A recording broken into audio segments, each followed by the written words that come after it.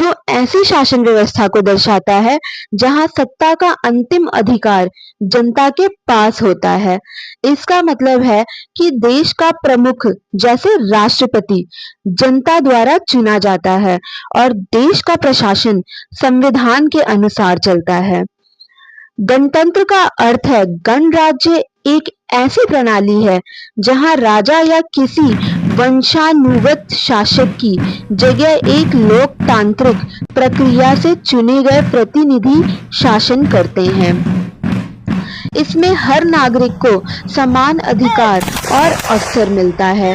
गणतंत्र की अवधारणा प्राचीन काल में आई, विशेष रूप से भारत में महाजनपद काल 16th सेंचुरी में, जब कई गणराज्य मौजूद थे जैसे कि वैशाली। आधुनिक समय में यह प्रणाली यूरोपीय पुनर्जागरण के बाद विकसित हुई। फ्रांस और अमेरिका जैसे देशों ने भी गणराज्य अपनाया। गणतंत्र दिवस क्यों मनाया जाता है आखिर? भारत 15 अगस्त 1947 को आजाद हुआ, लेकिन उस समय हमारा संविधान लागू नहीं था। देश 26 जनवरी 1915 को संविधान लागू होने के बाद गणराज्य बना। इस दिन भारत ने ब्रिटिश शासन की व्यवस्थाओं को पूरी तरह से समाप्त करके अपने संविधान को अपनाया।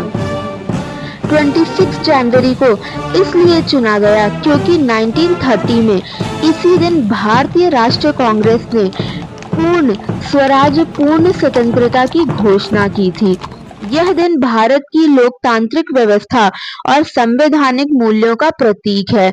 इस दिन भारत ने यह सुनिश्चित किया कि कोई भी कानून जनता की सहमति के बिना नहीं बनाया जाएगा।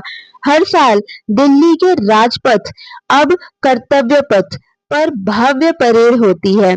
सेना, वायुसेना और नौसेना अपने अद्भुत प्रदर्शन और ताकत का प्रदर्शन करते हैं।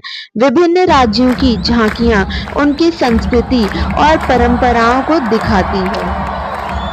देश के राष्ट्रपति राष्ट्र ध्वज फहराते हैं और राष्ट्रगान गाया जाता है।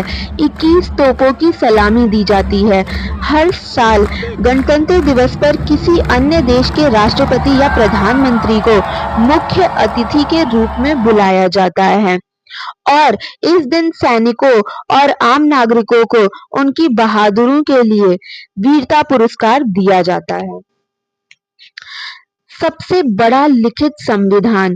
भारत का संविधान दुनिया का सबसे बड़ा लिखित संविधान है।